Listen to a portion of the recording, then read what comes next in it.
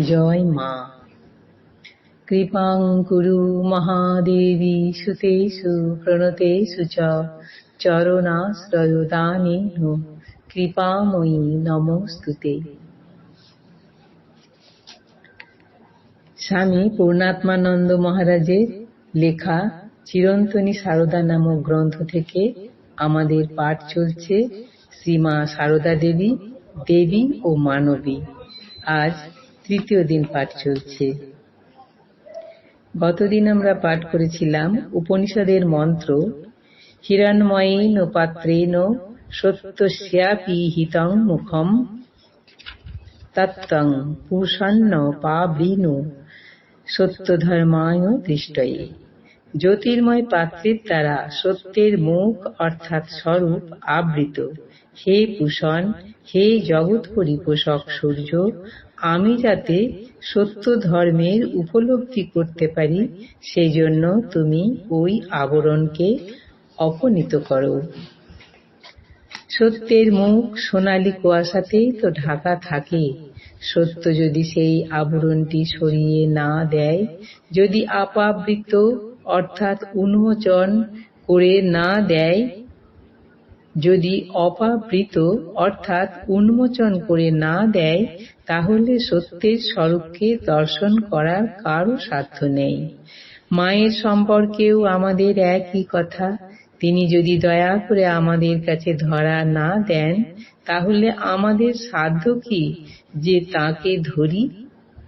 এই প্রসঙ্গে আবার সেই কাশীরই একটি ঘটনা মনে পড়ছে।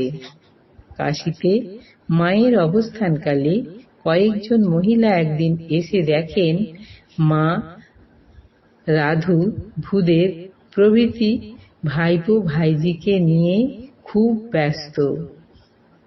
এর মধ্যে গোলাপ মাকে নিজের পরিধেয় বস্ত্রের ছিন্ন অংশটি সেলাই করে দিতে বলছেন।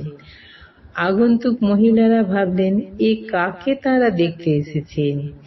ইনিও তো তাঁদের মতো ঘোরতর সংসারী।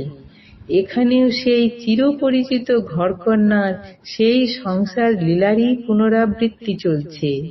তাই তাঁরা মাকে বলেই ফেললেন, মা, আপনিও দেখছি মায়ার ঘোর বদ্ধ।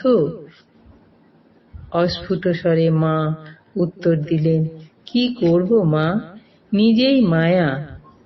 বলা বাহুল্য, আগন্তুক মহিলারা এই কথার তাৎপর্য অনুধাবন করতে পারেননি। আর তাঁদেরই বা দোষ কি? যাঁর অনির্বচনীয় মায়ায় মুগ্ধ বিশ্ব ব্রহ্মাণ্ডের সকল জীব, সেই মহামায়া স্বয়ং সশরীরে এসেও যদি নিজেকে আড়াল করে রাখেন, কার সাধ্য তাঁকে চেনে? এই খেলা এবং খেলনাতেই যে তাঁর আনন্দ। অত সহজেই যদি তিনি ধরা দিয়ে ফেলেন, তাহলে খেলা জমবে কেমন করে? তাই কুটনো কুটে, বাসন মেজে, ঘর ঝাড় দিয়ে, ধান সিদ্ধ করে, ভাত রান্না করে, রুটি বেলে, বাতের ব্যথায় অচল হয়ে দেখালেন তিনি মানবী, এবং মানবীর মধ্যেও আবার অতি সাধারণ। কাশীতে মাকে যে প্রশ্নটি ওই মহিলারা করলেন, সেরকম প্রশ্নের সম্মুখীন তাঁকে বহুবার হতে হয়েছে। যেমন একজন ভক্তই একদিন মাকে মুখের উপর বলে দিলেন, মা, আপনার কেন এত আসক্তি? রাত দিন রাধি রাধি। ভাইজি রাধুকে মা আদর করে রাধি বলতেন। রাত দিন রাধি রাধি করছেন হৌর সংসারীর মতো, এত আসক্তি, এগুলো কি ভালো? সাধারণত এই রকম প্রশ্ন শুনতে অভ্যস্ত মা বিনম্রভাবে বলতেন, আমরা মেয়ে মানুষ, আমরা এই রকমই। সেদিন কিন্তু বিদ্যুৎ ঝলকের মতো একটি উত্তর তাঁর কণ্ঠে ঝলসে উঠল। উত্তেজিত কণ্ঠে বললেন, তুমি এরকম কোথায় পাবে? আমার মতো একটি বের করো দেখি। কি জানো, যারা পরমার্থ খুব চিন্তা করে তাদের মন খুব সূক্ষ্ম, শুদ্ধ হয়ে যায়। সেই মন যা ধরে সেটাকে খুব আঁকড়ে ধরে, তাই আসক্তির মতো মনে হয়। বিদ্যুৎ যখন চমকায় তখন সার্সিতেই লাগে, খড়খড়িতে লাগে না। বিভিন্ন সময়ে দেবী ভাবের প্রেরণায় তাকে বলতে শোনা গিয়েছে, দেখো সব বলে কিনা আমি রাধু রাধু করেই অস্থির, তার উপর আমার বড় আসক্তি।